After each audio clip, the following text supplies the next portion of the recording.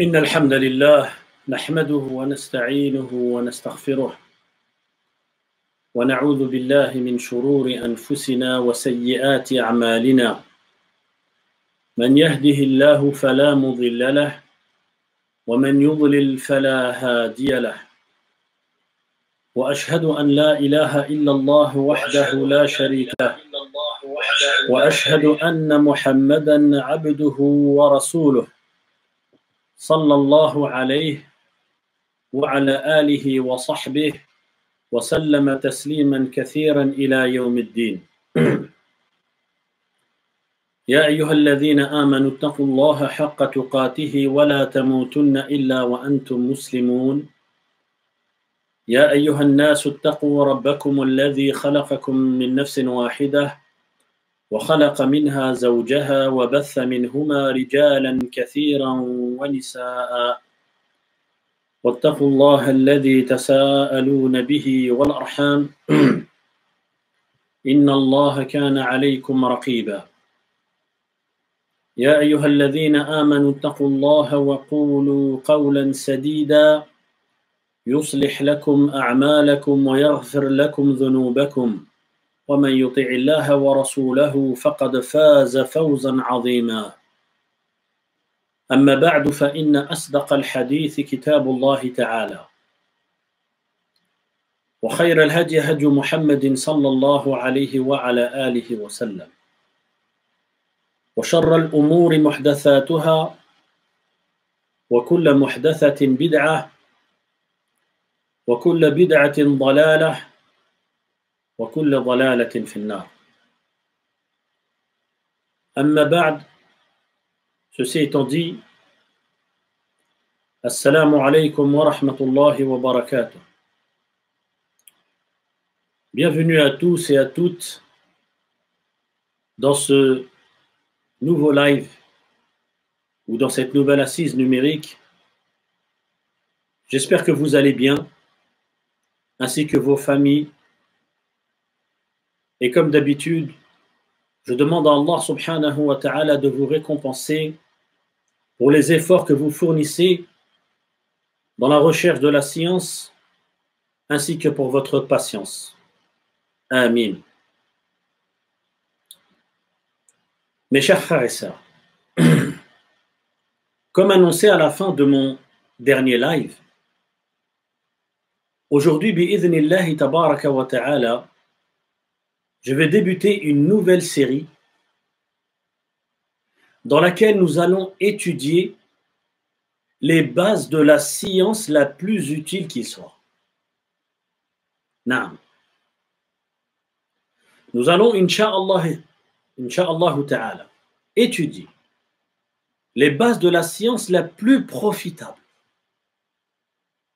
les bases de la meilleure science. Il n'y a pas une science au-dessus de cette science. Les bases de la science dont la mise en pratique est la cause de notre création, de la révélation des livres et de l'envoi des prophètes et des messagers. Nous allons étudier ensemble, en famille, entre frères et sœurs, les bases de la science de l'unicité, la science du tawhid, la meilleure des sciences, la science la plus magnifique.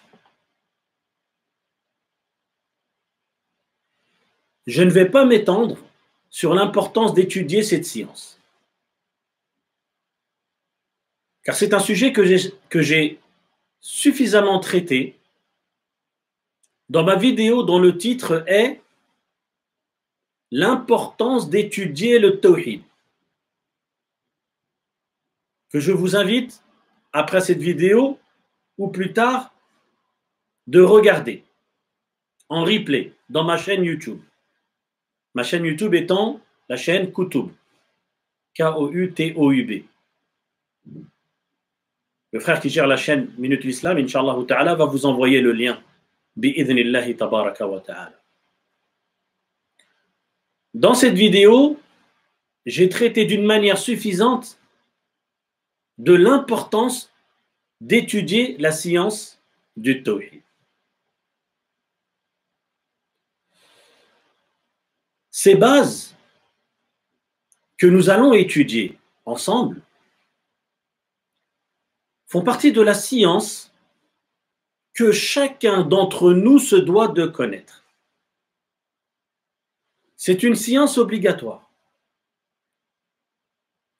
Le prophète alayhi salatu wassalam a dit Talabul ilmi wajibun ala kulli muslim. La recherche de la science est une obligation pour tout musulman.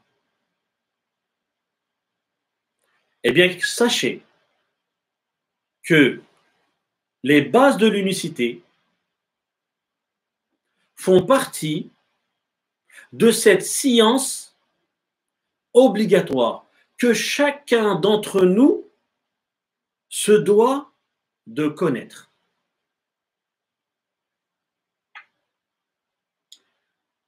Vous allez voir, mes chers frères et sœurs, que l'étude de cette science procure un bien-être. L'étude et la mise en pratique de cette science procure un bien-être, une augmentation de la foi, l'iman, une sérénité du cœur et beaucoup d'autres bienfaits.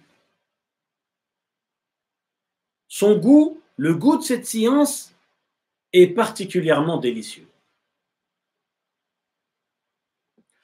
En étudiant cette science, mes chers frères et sœurs, vous allez comprendre pourquoi certains savants voient ou sont d'avis que l'on doit enseigner en boucle dans toutes les mosquées la science de l'unicité, at-tawhid.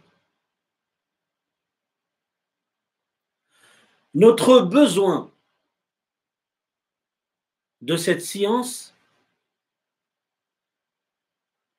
est plus important encore que notre besoin en nourriture et en boisson. Pourquoi? Car la mise en pratique de cette science nourrit notre âme, alors que la nourriture et la boisson ne nourrissent que nos corps.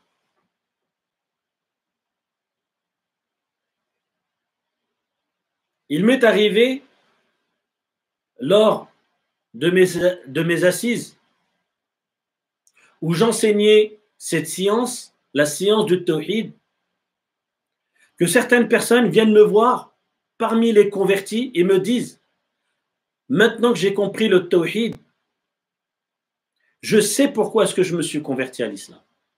J'ai des vraies convictions. » Et ça montre l'effet qu'a l'étude de cette science magnifique.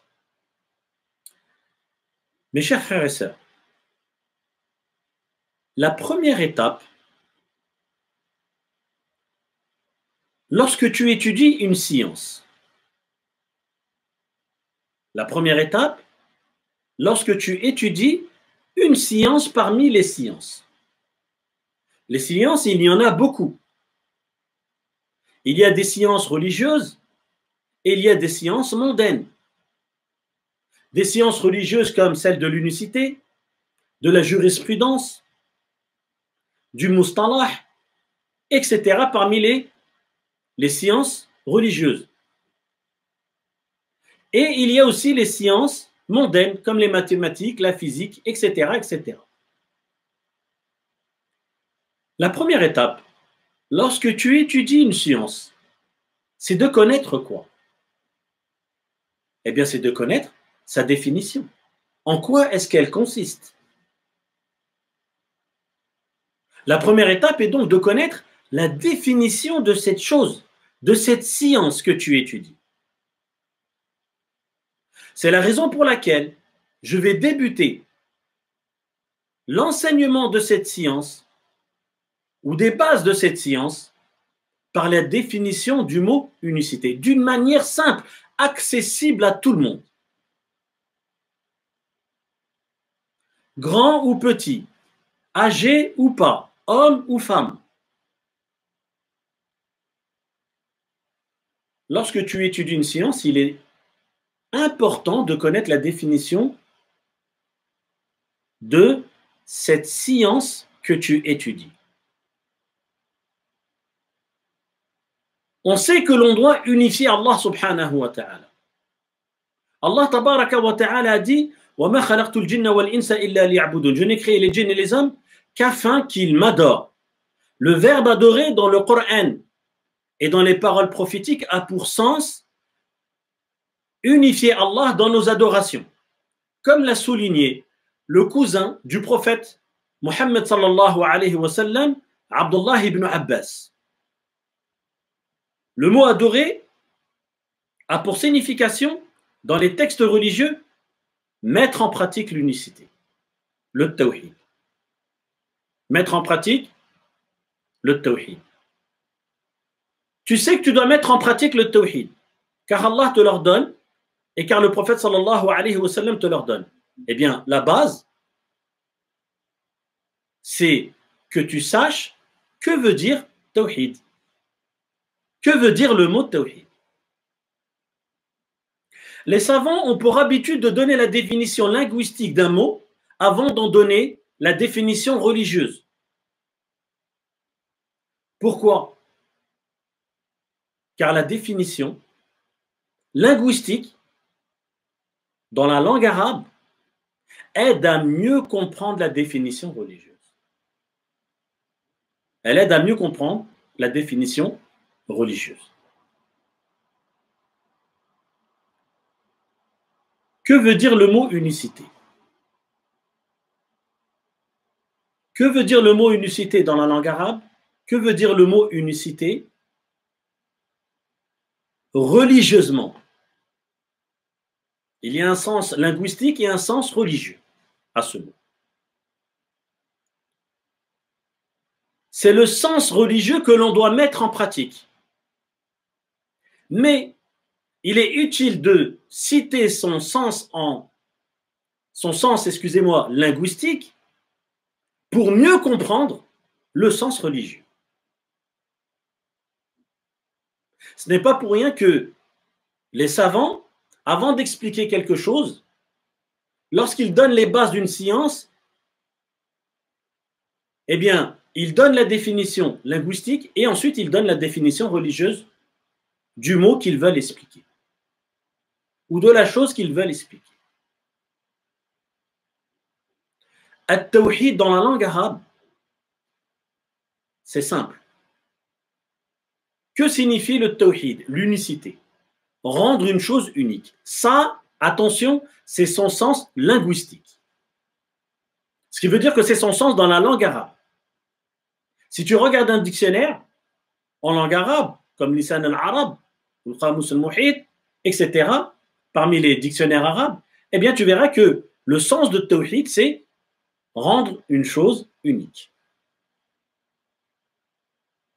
Quel est le sens maintenant religieux de ce mot? Quel est le sens religieux de ce mot? Le sens religieux est plus important que le sens dans la langue arabe. Car ce qui nous est demandé, c'est de mettre en pratique le sens religieux de ce mot, qui est at-tawhid, l'unicité. Le sens religieux du mot unicité, at-tawhid, consiste à unifier Allah dans 3 domaines. Unifier Allah, mettre en pratique l'unicité dans 3 domaines. Quels sont ces 3 domaines? Dans sa seigneurie, je vais vous expliquer ce que c'est. En arabe, on dit al-rububiyya. Dans son adoration, en arabe, on dit al-uluhiyya. dans ses noms et attributs. En arabe, on dit al-asma wa sifat. Al-tawhid, religieusement, c'est unifier Allah tabaraka wa ta'ala dans sa seigneurie, dans son adoration, dans ses noms et ses attributs. Dans sa seigneurie, c'est-à-dire dans ses actes qui lui sont spécifiques. Les actes d'Allah subhanahu wa ta'ala. Je dois unifier Allah tabaraka wa ta'ala dans ses actes qui lui sont spécifiques. C'est lui le seul vrai créateur qui a créé absolument toutes choses. C'est lui qui gère tout. C'est lui le seul vrai gérant. C'est à lui que tout appartient. C'est lui le seul vrai roi. La khaliqa illallah, wa la mudabbira illallah, wa la malika illallah, subhanahu wa ta'ala. Donc, cette partie du tawhid, elle concerne les actes d'Allah subhanahu wa ta'ala. C'est pour ça que tout à l'heure, je vous ai dit qu'on doit unifier Allah ta'ala dans 3 domaines. Le premier domaine, dans ses actes qui lui sont spécifiques. Si tu dis qu'autre qu'Allah subhanahu wa ta'ala a créé, par exemple, la lune, si tu as la conviction que celui qui a créé, celui qui a créé la lune, c'est ou ce qui a créé la lune, c'est un enchaînement d'événements hasardeux, le hasard, eh bien, tu auras commis du grand polythéisme. Car la lune, c'est Allah qui l'a créée, c'est le créateur de toutes choses. Allah tabaraka wa ta'ala, c'est lui qui gère absolument tout. La pluie, la neige, les tremblements de terre, etc., etc. Les nuages, les planètes, les étoiles. Si tu dis qu'autre qu'Allah tabaraka wa ta'ala gère l'une de ces choses-là, eh bien tu auras commis du polythéisme. Tu n'auras pas unifié Allah tabaraka wa ta'ala dans cet acte qui est spécifique à ton Seigneur Allah subhanahu wa ta'ala.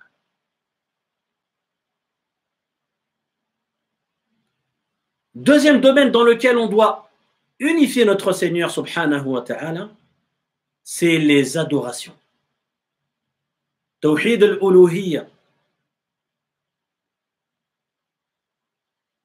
Toutes nos adorations, on doit les vouer uniquement à Allah subhanahu wa ta'ala. La prière, la zakat, le hajj, les évocations, les invocations, etc., etc. parmi les adorations. Que veut dire le mot adoration? C'est simple. Et on se doit de connaître quel est le mot, quel est le sens du mot adoration. Car nous devons unifier Allah subhanahu wa ta'ala dans nos adorations. Donc il est important de connaître ce que veut dire le mot adoration. Le mot adoration, c'est un mot qui englobe tout ce qu'Allah tabaraka wa ta'ala aime et agrée parmi les actes apparents et cachés. Car il y a des actes qui sont apparents, tels que la prière, et il y a des actes qui sont cachés, tels que la confiance en Allah subhanahu wa ta'ala. Le fait de placer sa confiance en Allah subhanahu wa ta'ala, d'espérer en Allah subhanahu wa ta'ala, etc. parmi les adorations du cœur. Eh bien, toutes ces adorations-là, on doit les vouer, on doit les faire uniquement pour plaire à notre Seigneur, Allah subhanahu wa ta'ala. Si l'une d'entre elles, ou une parcelle d'entre elles, tu la voues à autre qu'Allah subhanahu wa ta'ala, eh bien, tu es un polythéiste. Tu n'as pas mis en pratique l'unicité. Troisième domaine dans lequel on doit unifier notre Seigneur, Allah subhanahu wa ta'ala, mettre en pratique l'unicité, ses noms et ses attributs. Allah, notre Seigneur, a des noms et il a des attributs.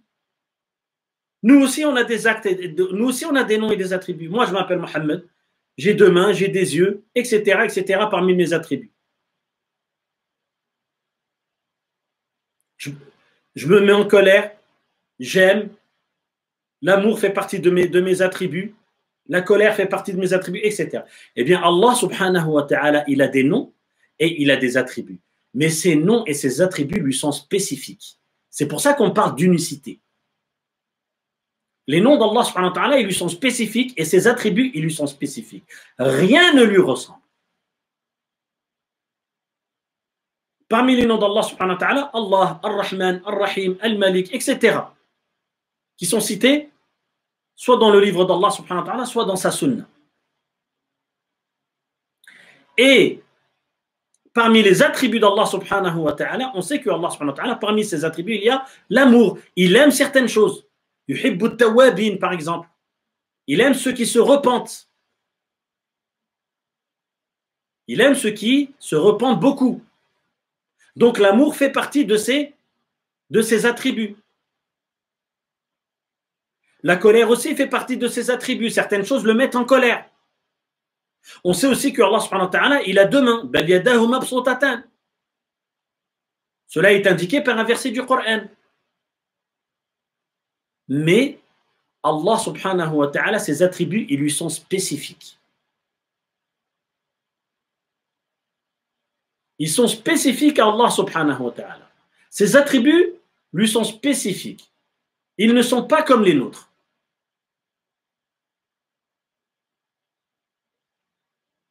Donc, at-tawhid, l'unicité d'une manière simple, c'est unifier Allah dans sa seigneurie.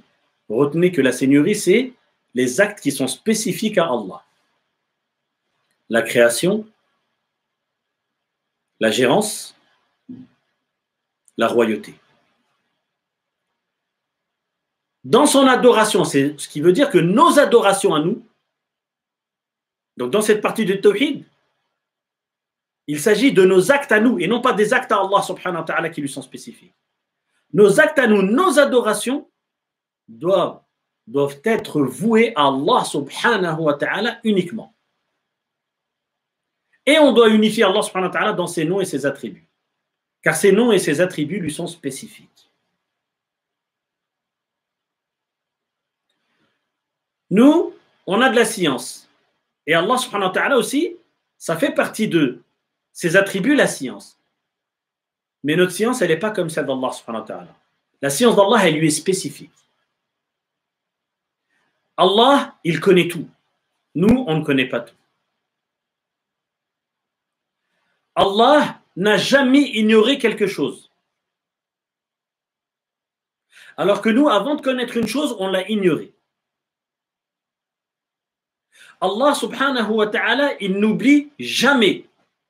Alors que nous, beaucoup des choses qu'on a appris, on les a. Beaucoup de choses que l'on a appris, on les a oubliées. Je répète encore une fois les deux définitions que je veux que vous connaissiez. Qu'Allah vous fasse miséricorde pour lundi, pour mercredi, excusez-moi, c'est le prochain cours. L'unicité dans la langue arabe, rendre une chose unique. Qui n'est pas dans la capacité d'apprendre ça par cœur? Mais le plus important, ce n'est pas de connaître par cœur, c'est surtout de bien comprendre. D'où l'explication. L'unicité, religieusement, c'est quoi? C'est unifier Allah dans sa seigneurie, dans les adorations et dans ses noms et ses attributs. Ces trois éléments-là, ces trois domaines-là, nous allons voir plus tard, nous allons les détailler plus tard, lorsque l'on va étudier une autre science de base concernant l'unicité qui s'appelle les catégories de l'unicité. Les catégories de l'unicité, il y en a trois. L'unicité dans la seigneurie, dans les adorations et dans les noms et les attributs.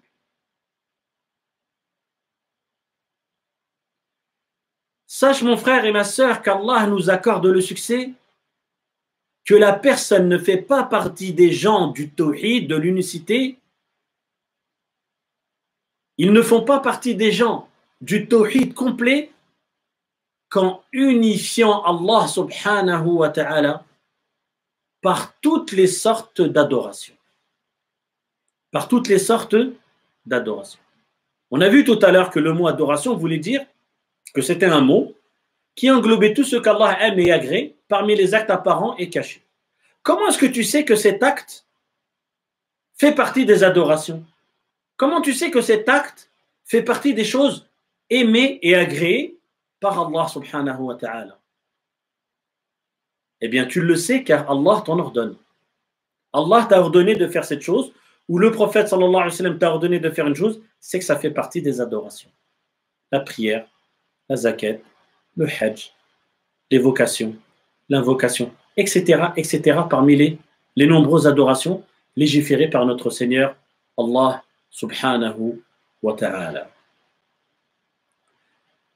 Voilà pour aujourd'hui, Inch'Allah ta'ala. Je ne vais pas être trop long. Ce n'est pas bon d'être long. Je ne vais pas être long. On va rester concis. À chaque fois, j'essaierai de faire en sorte que cette intervention est courte pour vous la simplifier. Pour que vous n'ayez pas beaucoup de choses à apprendre pour la prochaine fois. Mais par Allah, mes chers frères et sœurs, qu'Allah vous donne la constance. Qu'Allah vous donne la continuité. Par Allah, ces cours-là, ne les lâchez pas.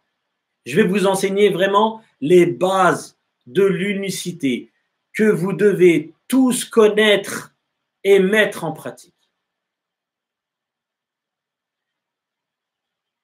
Dans mes vidéos, pour ceux qui me connaissent déjà, j'aime à la fin soit faire une devinette, soit raconter une petite anecdote. Lors de mes vidéos précédentes, qui concernaient le jeûne du mois de Ramadan, je vous invite d'ailleurs pour ceux qui n'ont pas encore vu ma série, dans ma chaîne YouTube Koutoub, de la regarder. C'est une série qui en 8 épisodes, dont le titre est « Être au top pour le Ramadan ». Donc, dans cette série, je vous donne tous les éléments qu'il vous faut pour être au top pour le Ramadan. Et dans cette série, à la fin, à chaque fois, je donnais une devinette. Aujourd'hui, je vais donner une petite anecdote. Inch'Allah. Alors, l'anecdote est la suivante. Elle concerne Cheikh Mourbi, rahmatullahi alayhi. Le savoir avec qui j'ai étudié au Yémen.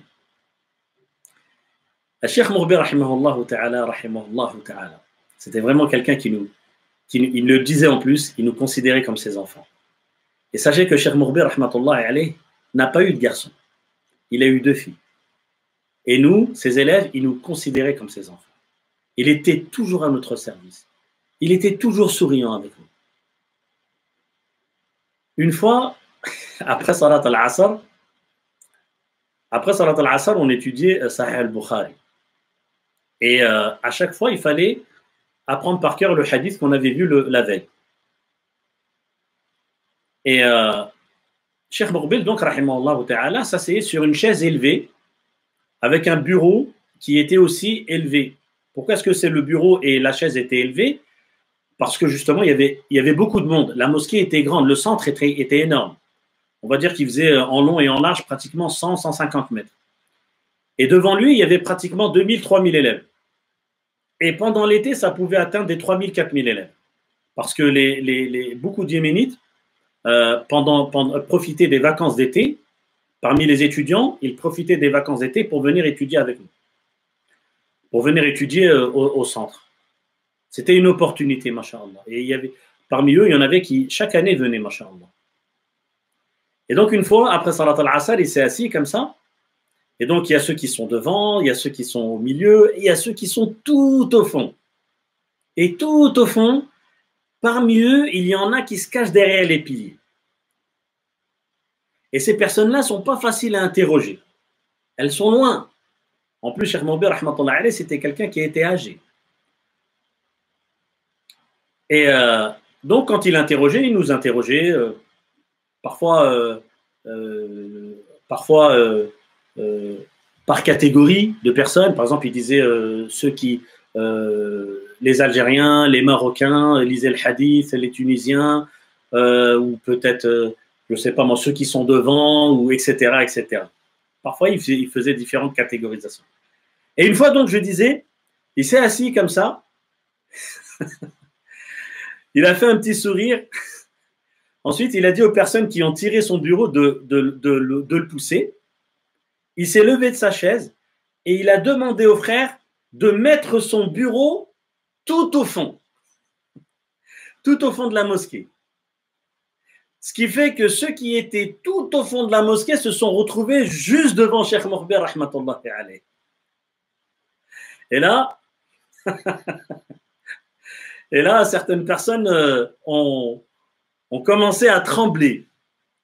Et Cheikh Mokhber rahmatullahi alayh, lorsqu'il nous interrogeait pour le hadith, il fallait se lever, lire le hadith.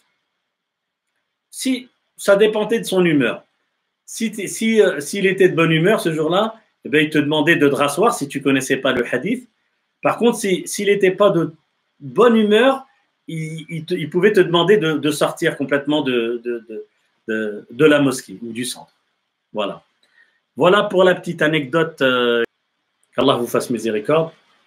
Subhanakallahumma bihamdik ashhadu an la ilaha illa ant astaghfiruka wa atubu ilayk.